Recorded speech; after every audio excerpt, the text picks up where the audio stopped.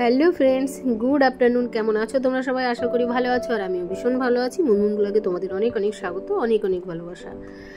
তো চলো, আজকে আমি একটা নতুন রেসিপি তৈরি করব, তো সেটাও তোমাদের সাথে একটু শেয়ার করব। তো ফার্স্টে আমি আমুল দুধ নিয়ে নিলাম 6 চামচ মতো। তো দারুণ একটা লোভনীয় খাবার, মানে দেখলেই জিভে জল চলে আসে।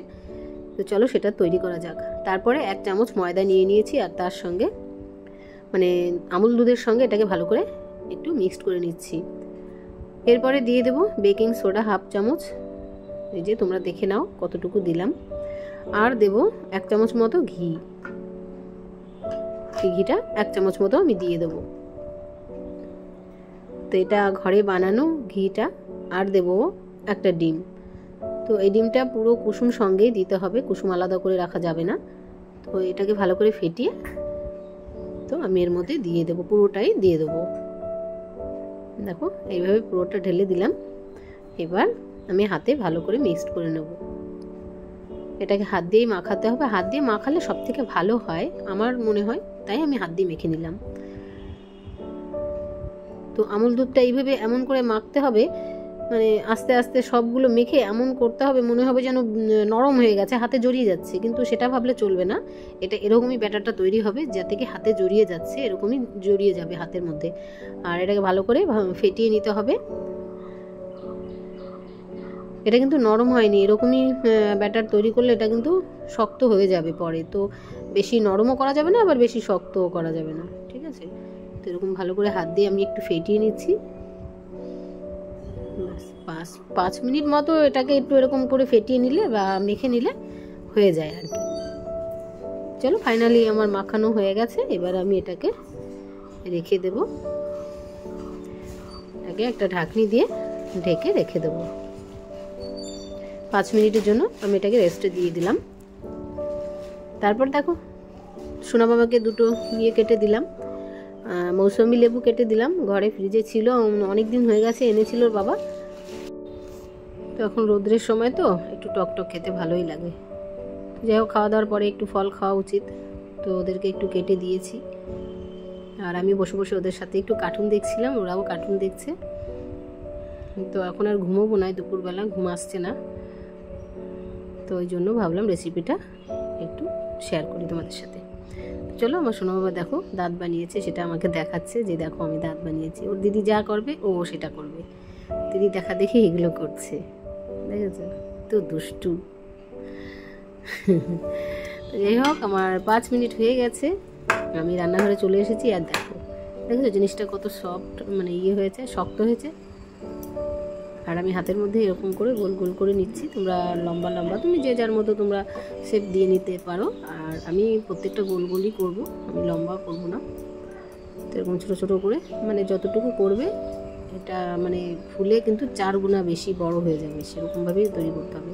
যতটুকু বানাবে তার থেকে বড় হবে ফুলে। ছোটো ছোটো টিকটিকি ডিমের মতো বানিয়ে নিচ্ছি।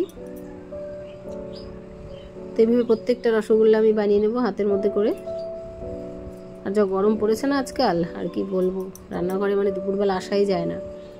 স্নান করে তো রান্নাঘরে ঢুকতেই ইচ্ছে করে না, এতটা গরম পড়েছে। এখন ফ্যান দরকার রান্নাঘরের মধ্যেও। তো যাই হোক, আমার প্রত্যেকটা আমি গোলগোল্লা বানিয়ে নিলাম, রসগোল্লা। দেখো কমপ্লিট হয়ে গেল।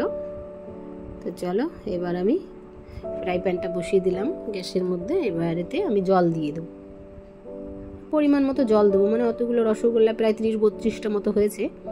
তো ওগুলো আমি মানে এই জলটার মধ্যে প্রত্যেকটা যাতে ডুবে যায় সেই অনুমানে আমি জলটা দিলাম। ব্যাস, একটু উষ্ণ গরম হয়ে গেলে জলটা, তার মধ্যে আমি 3 চামচ মতো আমুল দুধ দিয়ে দিয়েছি। তো এটাকে বলক আসা পর্যন্ত আমি দুধটাকে জাল দিতে থাকবো। গরমটা হয়ে গেলেই ব্যাস, আমি এর মধ্যে দিয়ে দেবো 4টে এলাচ, আমি ফাটিয়ে রেখেছিলাম, তো সেই 4টে এলাচই দিয়ে দিলাম। তারপরে একটুখানি কেশর দিয়ে দেবো, তার কারণ কেশরটা দিলে কি হবে, যে দুধের কালারটাও মানে সুন্দর আসবে, আর খেতেও দারুণ লাগবে, ওই জন্য। আর পরিমাণ মতো একটু চিনি দিয়ে দেবো, যে যার মতো পছন্দ মতো চিনি দিয়ে দেবে তোমরা। আমি একটু মিষ্টি কম খাই, ওই জন্য আমি কমই দিয়েছি। তারপরে এরকম হাতে চামচ দিয়ে এরকম করে টুকটুক করে নাড়তে থাকতে হবে মাঝে মধ্যে। ব্যাস, তারপর এই রসগোল্লাগুলো দুধের মধ্যে দিয়ে দিতে হবে।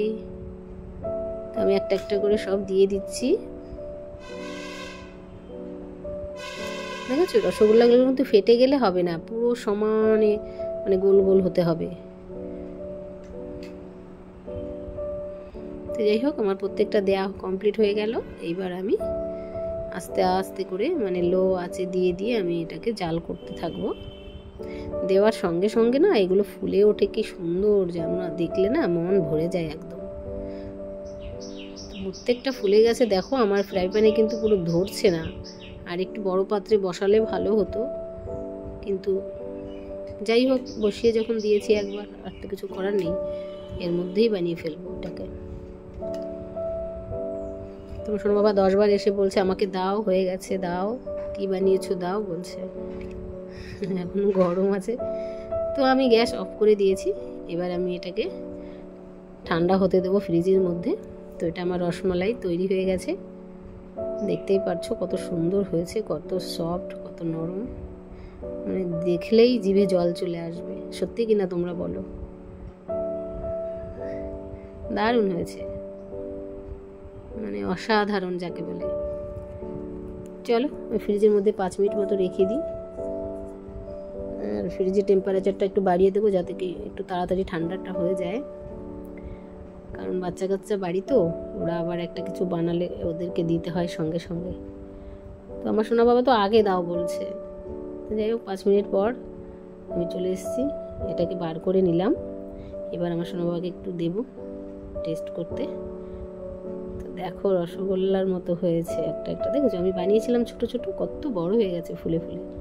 তো আমার সোনা বাবা খেয়ে বলছে দারুণ হয়েছে, সত্যিই খুব সুন্দর হয়েছিল। আর তোমরাও পারলে এইভাবে বানিও, দারুণ খেতে হয়েছিল, দারুণ অসাধারণ খেতে লেগেছে। আর কতটা সফট হয়েছে তোমরা দেখেই সেটা বুঝতে পারছো। আমার সোনা বাবাকে দেবো আরও 2টো, আর আমিও আরও 2টো খাবো। তো চলো, আমার ভিডিও কেমন লাগলো তোমরা অবশ্যই কমেন্ট বক্সে জানিও। যদি ভিডিও ভালো লাগে একটা লাইক করে দিও, চ্যানেলটি সাবস্ক্রাইব করে অবশ্যই আমার পাশে থেকো। তো চলো, আজকের মতো ভিডিও এই পর্যন্ত, টাটা, বাই বাই।